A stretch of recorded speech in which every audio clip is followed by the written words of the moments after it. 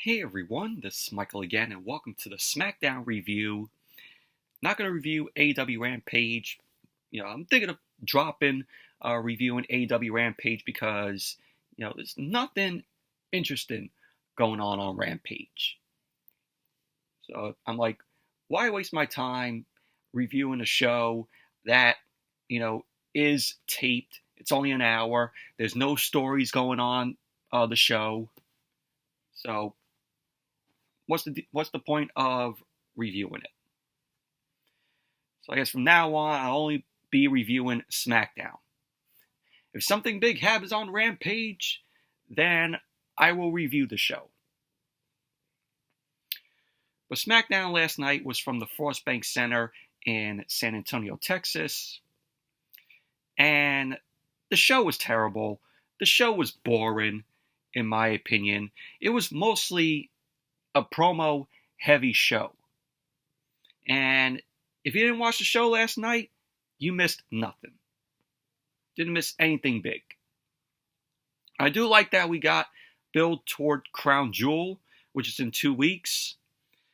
But the matches that are planned for Crown Jewel, I'm like, do I care? No. And I'll explain why when I get to them.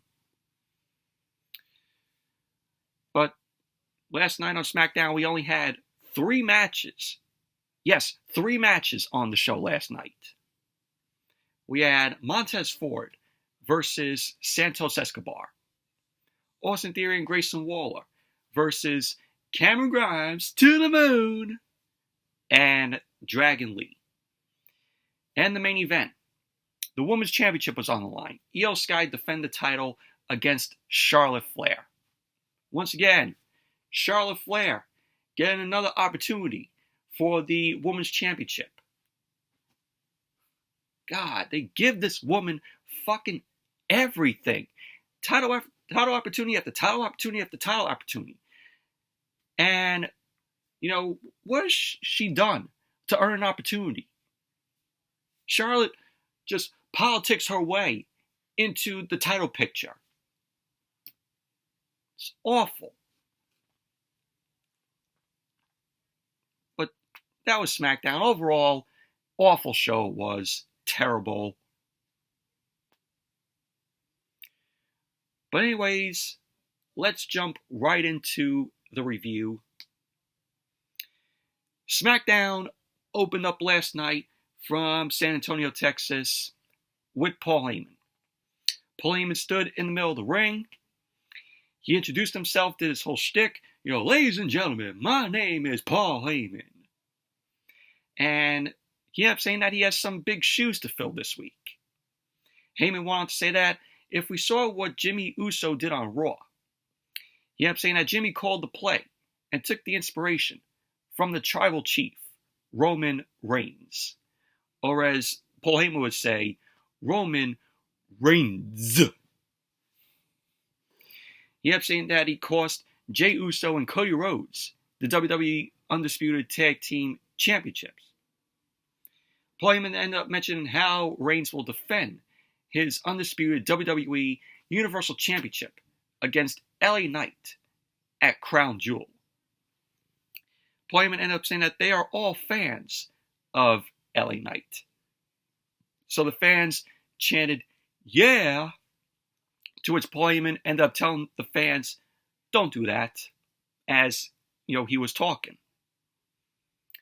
Paul Heyman ended up saying that LA Knight is going to get smashed by the reigning, defending, undisputed WWE Universal Champion, the head of the table, the tribal chief, Roman Reigns.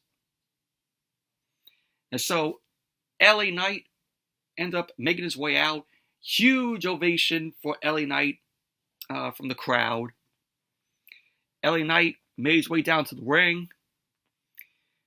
LA Knight got into the ring. He got on the mic. He ended up telling Paul Heyman that he is not here to talk with him. And he wants Roman's ass out here right now. Which, of course, Roman Reigns wasn't on the show last night. So LA Knight ended up getting in Paul Heyman's face. He ended up asking Heyman what Roman is going to do to him. Heyman ended up telling Knight that the fans are there to see him, not himself. LA Knight then ended up telling Paul Heyman to stay in the ring because Paul Heyman was going to make his way out of there. And I was like, no. Come back in the ring. Stay in the ring. So Knight ended up saying, word on the street is that Paul Heyman said the spear last week was a warning shot. He ended up saying that he doesn't do warning shots. If you want to take a shot at him, you better put him down for good. He ended up saying that he will pull a Michael Myers and get right back up, and he will not stop until he owns Roman Reigns and the championship. So Knight ended up telling Paul Heyman if Roman is scared to tell him, and that he should be. He ended up saying as fast as he has risen is as fast as he will take the WWE championship off of him. So Knight ended up telling Heyman that when he speaks with Roman about the contract signing next week, to make it clear whose game this is. So we're getting a contract signing next week between LA Knight and Roman Reigns for Crown Jewel. We all know how that's going to go. So the fans started chanting for LA Knight. LA Knight ended up throwing the mic at Paul Heyman, and he left the ring. And pretty much that was basically how the segment ended. But LA Knight versus Roman Reigns for the undisputed WWE Universal Championship at Crown Jewel. This is WWE setting up LA Knight to lose at Crown Jewel in Saudi Arabia. We already know that LA Knight is not going to beat Roman Reigns for the title. So this is WWE trying to have LA Knight's momentum go down a little bit by losing to Roman Reigns. So what does WWE do? They're going to have a hard time with what they're going to do with LA Knight's momentum coming off his match with Roman Reigns at Crown Jewel. But I want to see how, Triple H will handle that, with LA Knight after Crown Jewel. But the match doesn't make any sense. Why are we getting Roman Reigns versus LA Knight for the undisputed WWE Universal Championship? Why? LA Knight should be going for the United States Championship or the Intercontinental Championship. But that's just my opinion. I mean, the match could, be good, but it's like, I don't like it. I don't like the creative in this. But that's that. We're going to see LA Knight lose to Roman Reigns at Crown Jewel. No surprise there.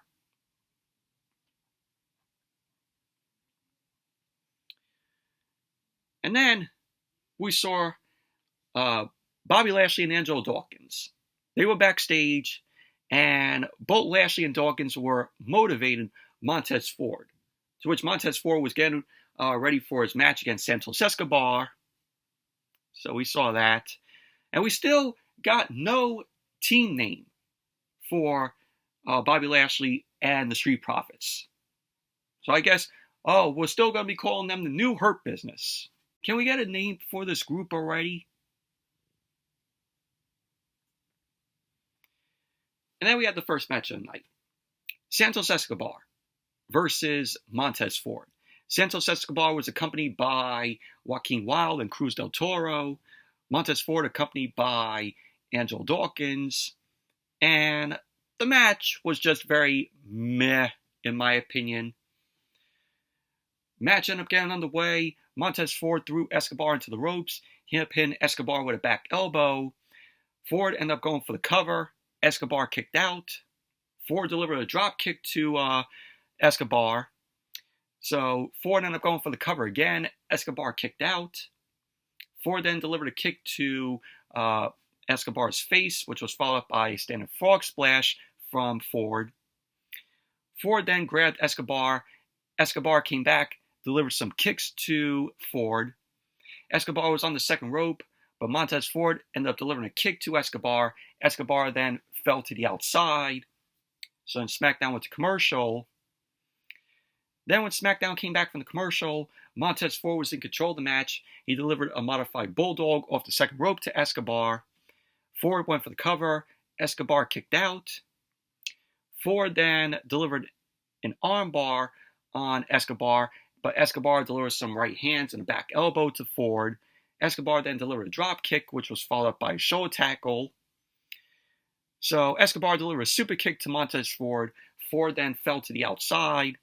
Escobar then ran the ropes, and he delivered a suicide dive to Montez Ford. Escobar then threw Ford back into the ring. He climbed to the top rope. Escobar then landed a crossbody to Ford, and he ended up going for the cover, but Montez Ford ended up kicking out. Escobar then delivered some double knees to Ford. He ended up throwing Ford onto the ring apron. Ford then delivered a kick to the side of Escobar's head. Ford then climbed the second rope, but Escobar came back and delivered a kick to Ford. Escobar then climbed the top rope, and he landed a hurricanrana onto Montez Ford. So at this point here, Angelo Dawkins ended up grabbing Ford to the outside. Escobar ended up going to the outside. He threw Ford back into the ring. So the ref was distracted as Dawkins ended up getting involved. He ended up throwing Escobar into the ring. So we had Cruz del Toro, Joaquin Wilde, end up attacking Dawkins on the outside, but Dawkins threw both Cruz del Toro and Joaquin Wilde into the ring steps. Escobar went to the outside. He ended up hitting Dawkins with a knee to his face. Escobar got back into the ring. Ford rolled Escobar up. And so there you go. Montez Ford ended up winning the match. Post-match, the Street Profits, Ford and Dawkins, attacked Escobar. And Carlito ended up running out. He ended up making the save. He ran down carrying a chair in hand. And Carlito got into the ring. He cleared the Street Profits out of the ring. And that was basically that. Overall, very meh match between Montez Ford and Santos Escobar. And Carlito, it's good to see him there, but God, that new theme music has to go. Carlito's new theme music is absolutely awful. It doesn't even suit Carlito. Please, somebody pay the rights to get back Carlito's old theme. I spin the face of people who don't want to be cool. Can we get that back? It was used at Backlash in Puerto Rico. What happened? What happened that you can't use that theme anymore? Let's get back Carlito's old theme. Somebody in WWE pay the rights to whoever created Carlito's old theme, and let's get his old theme back. WWE, they don't understand that theme music, is important to the superstars. Old themes are important.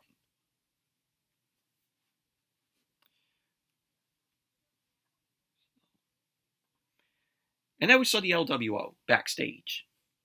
Rey Mysterio ended up thanking Carlito for helping them out. So Rey ended up saying that he will speak with Logan Paul alone later on. So that was that. Yeah, Logan Paul was on the show last night. Great. And then we had a vignette of Pretty Deadly.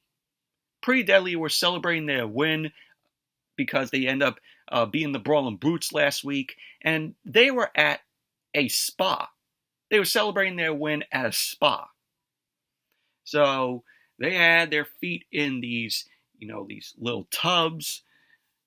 And the Brawling Brutes, Butch and Ridge Holland, end up attacking Pretty Deadly from behind. And this was awful. This was absolutely fucking terrible. Pretty Deadly are pretty awful, as I would call them. we saw Butch and Ridge Holland there. They were beating them down. Where is Sheamus? Is Sheamus injured? Well, who knows where Sheamus is? He's probably injured. So then we saw Paul Heyman. Paul Heyman was in his office with Solo Sikoa. In came Jimmy Uso. Jimmy ended up asking them if they saw Raw. He ended up telling them how he is killing it. Paul Heyman ended up telling him that he talked about it. Heyman then pointed to Solo Sikoa and the TV, and John Cena was shown arriving to the arena. So that was that. Then we saw John Cena. John Cena ended up coming out. The crowd ended up giving him a loud pop as he ran down to the ring. So he was introduced as the greatest of all time. Without a doubt, John Cena is the greatest of all time. So Cena then ended up greeting the crowd. He hyped up the crowd. The crowd were chanting for Cena. Cena ended up thanking the crowd for chanting his name. So Cena ended up telling the crowd that they have no idea what that means to him. Cena ended up going on to say that it has been a rough day. He ended up saying, unfortunately, he got hit with some harsh truths today. Cena ended up telling them that he will be honest with them and himself.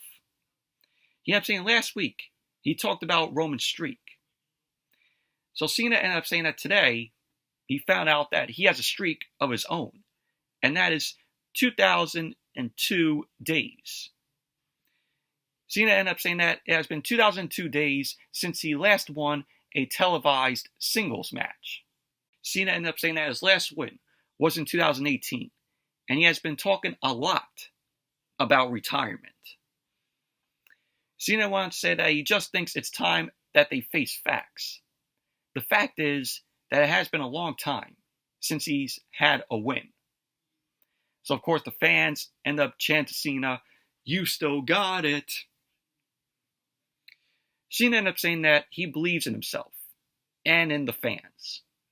He ended up saying that he believes in the beauty that is all of this madness. And he believes that he can still go. He ended up saying that he believes that he can still bring it. And he believes that the time is now to turn the math around. He ended up saying, here's a fact. It is going to be a bad night for the next idiot brave enough to walk through the curtain. Because whoever it is, they are going to get smoked. And that brought out Solo Sikoa. Solo Sikoa ended up walking to the ring. Both Sikoa and Cena ended up standing face to face in the middle of the ring. So Sikoa ended up going for a right hand. Cena then delivered a right hand to Sikoa, which was followed up by a splash. Jimmy Uso ran to the ring. Jimmy Uso hit Cena with a super kick, which led to Solo Sikoa stomping on Cena. And then all we saw was a hooded figure in a black hoodie. This figure ended up grabbing Jimmy to the outside.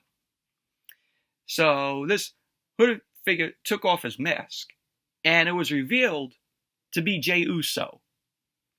So Jey ended up throwing Jimmy into the barricade.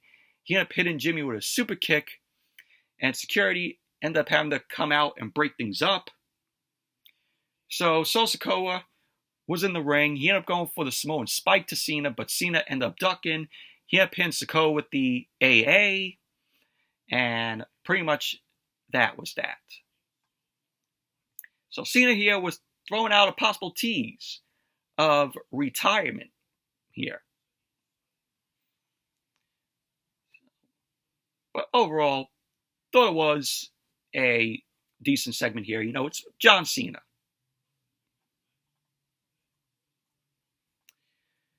And then we saw a video package with Alba Fire and Isla Dawn. So I'm really glad that, you know, they're being showcased again on TV. They've been off TV for a very long time. So it was good to see both of them being showcased on TV last night in that little video package. And then we saw Nick Aldis, the general manager of SmackDown. Also saw Adam Pearce and Jey Uso backstage with security. Aldis ended up telling Pearce that he is not responsible for what happens on Raw, but he is responsible for what happens on SmackDown. So Nick Aldis ended up fining Jey $10,000. He ended up asking security to escort Jey out of the building, to which Pearce ended up telling Aldis that that is not necessary.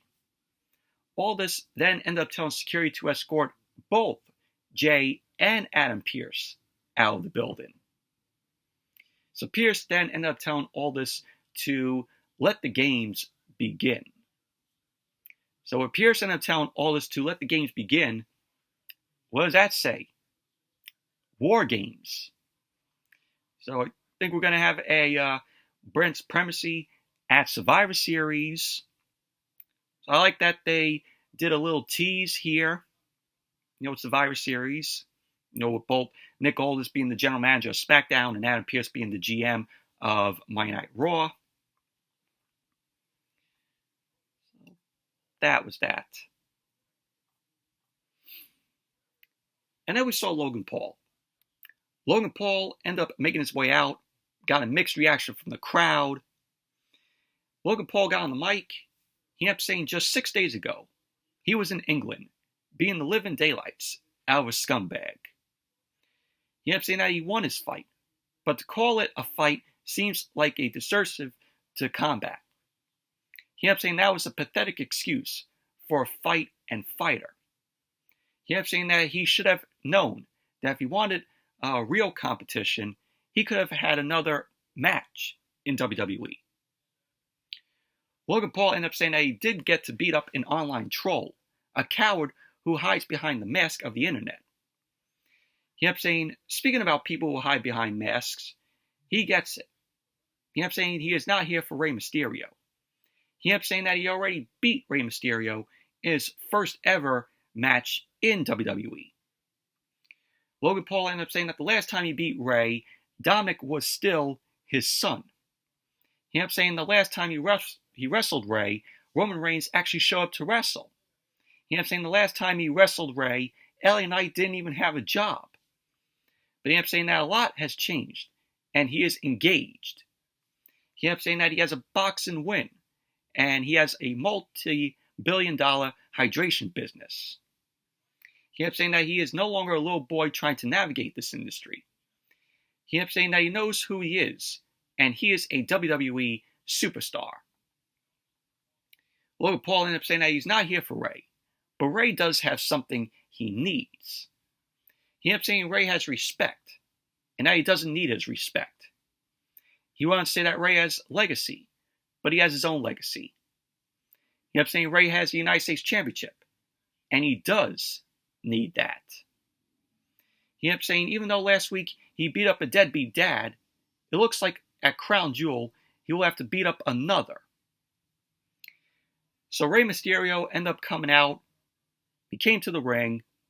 Logan Paul looked at Rey Mysterio's United States Championship as Rey pointed to the title. Rey ended up getting on the mic. He ended up telling Logan Paul he actually reminds him of his son Dominic. Amazing natural ability, passion, incredible career ahead of him, and also a big mouth. So Rey was like, oh, I forgot. Both are idiots. So Rey ended up telling Logan Paul that he needs some humbling. And last time he had to kick some sense into Dominic. He was a little reluctant. He ended up saying, but with Logan Paul, he is not going to hesitate to whoop his ass. Rey ended up telling Logan Paul that he wants the United States Championship. He will give him the opportunity. Rey ended up saying that Logan Paul against him for the United States Championship at Crown Jewel. Logan ended up telling Rey good luck in Spanish. Logan Paul then extended his hand. Rey looked at the crowd and he shook Logan Paul's hand. Logan Paul dropped the mic and then he left the ring. So that was that. We're getting Logan Paul versus Rey Mysterio for the United States Championship at Crown Jewel, and I don't care. I don't care about any of this. Why are we seeing Rey Mysterio versus Logan Paul again, but only the United States Championship is on the line?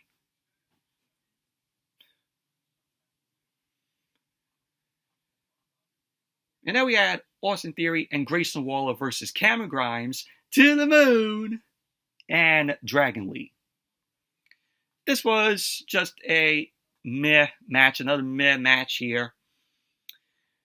So the match got underway.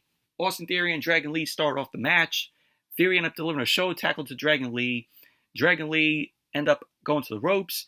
Dragon Lee ended up delivering a Hurricanrana to Theory. Grayson Waller then tagged in.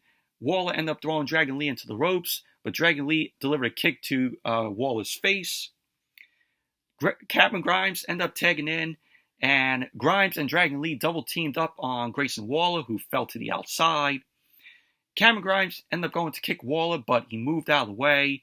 Grimes ended up kicking Theory in the face, and then SmackDown went to commercial. Then when SmackDown came back from the commercial, Cameron Grimes delivered a crossbody onto Theory in the ring. In came Grayson Waller. Grimes knocked Waller down. Grimes then delivered a kick onto Theory, which was followed up by a German suplex. Dragon Lee then delivered a super kick to Waller, and Cameron Grimes clotheslined Waller to the outside. Dragon Lee delivered a senton over the top rope onto Waller on the outside. Grimes then cross-bodied onto Theory. So Grimes ended up going for the cover. Theory ended up kicking out. Grimes then lifted Theory up, but Theory ended up raking Cameron Grimes' eyes. Waller then threw Dragon Lee into the timekeeper's area. Waller then jumped into the ring, knocked Cameron Grimes down. Theory then went for the A-Town down on Grimes. Theory ended up going for the cover, and there you go. Austin Theory and Grayson Waller ended up winning the match. Overall, another meh match this was. And then we had Kathy Kelly. Kathy Kelly was interviewing Kevin Owens. This was a pre-recorded interview. So Kevin Owens ended up telling Kathy Kelly that it doesn't feel great not to be here with Sami Zayn. He ended up saying that him and Sami worked for a long time to be able to main event WrestleMania. And they traveled the world together. And to be separated from him hurts. But Kevin Owens ended up going to say that he is happy to be on SmackDown. So Kathy Kelly ended up asking Owens about other superstars. Kevin Owens ended up saying that he knows he will cross paths with the Bloodline, but he never had a singles match with Rey Mysterio, Sheamus, or the Brawling Brutes. Owens then wanted to say that there's a lot of new faces he can punch. He ended up asking Kathy Kelly if there was someone she would like for him to punch, to which Kathy Kelly ended up laughing. Owens ended up mentioning that both Austin Theory and Grayson Waller have faces you want to punch. So Kathy Kelly ended up telling Owens that some people have said that about them. And she ended up thanking Owens for the interview here. So that was that. A little interview with Kevin Owens here. But Kevin Owens, he's going to do good on his own on SmackDown here. And then we went to the main event. IYO Sky versus Charlotte Flair for the Women's Championship. And this was a good match here. This was a good main event. IYO Sky accompanied by Bayley and Dakota Kai. So the match got underway. Charlotte ended up tripping IYO down. She ended up going for the figure four, but IYO ended up rolling out of the ring. SmackDown went to commercial. Then when SmackDown came back from the commercial, Charlotte was in control of the match. She delivered a chop to IYO's chest. Charlotte was on the ring apron while the ref was distracted. Bayley ended up grabbing Charlotte's leg. IYO ended up kicking Charlotte to the outside. IYO then delivered a suicide dive onto Charlotte on the outside of the ring. Charlotte then rolled back to the ring. IYO then delivered a drop kick off the top rope to Charlotte. She ended up going for the cover. Charlotte kicked out. IYO then locked in a chin lock on Charlotte, but Charlotte got to her feet. and she landed a backdrop to IYO. Charlotte then delivered a knee to IYO's face. She ended up going for a splash in the corner, but IYO moved out of the way, and Charlotte landed face first on the turnbuckle. IYO ended up pushing Charlotte to the outside of the ring, and IYO was on the ring apron. She ended up going for her Hurricanrana, but Charlotte grabbed IYO and threw IYO face first into the ring apron. And then SmackDown went to commercial again. Then when SmackDown came back from the commercial, IYO was in control. She delivered a sit-down powerbomb off the second rope to Charlotte. She went for the cover. Charlotte kicked out. IYO hit Charlotte with the double knees in the corner. She went for the cover again, but once again, Charlotte kicked out. So IYO did a modified crossface in the middle of the ring to Charlotte, but Charlotte got to her feet. IYO ended up running the ropes, but Charlotte grabbed her, hit a modified German suplex to IYO. So there was a point later on where IYO ended up going for a moonsault off the top rope. Charlotte got her knees up. Charlotte then ended up hitting a spear to IYO, which that spear looked absolutely awful. What a terrible spear that was. So Charlotte ended up going for the cover. Bayley ended up placing IYO's foot on the bottom rope, and that pissed off Charlotte. I was like, thank you, Bayley.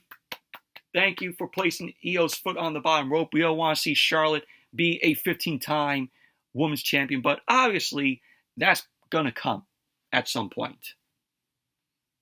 And I'm dreading for it. So Charlotte ended up attacking Bayley on the outside. She ended up throwing Bayley over the commentary table. The ref was distracted. Charlotte ended up going for a spear onto IYO, but IYO had the Women's Championship in her hand, and Charlotte ran into the championship, to which on replay, Dakota Kai ended up giving IYO the title. So IYO threw the championship to the outside. She went for the cover, and there you go. IYO Sky ended up winning the match, retaining the Women's Championship. Post-match, Damage Control ended up attacking Charlotte after the match. And then we had the return of Bianca Belair. Bianca Belair ended up coming out. She ran to the ring. Bianca then beat up on both IYO and Bayley. Bianca ended up trying to hit IYO with the KOD, but Bayley ended up grabbing IYO. Bianca then ended up grabbing Bayley, and she delivered the KOD to Bayley. So Bianca then helped Charlotte up as SmackDown went off the air.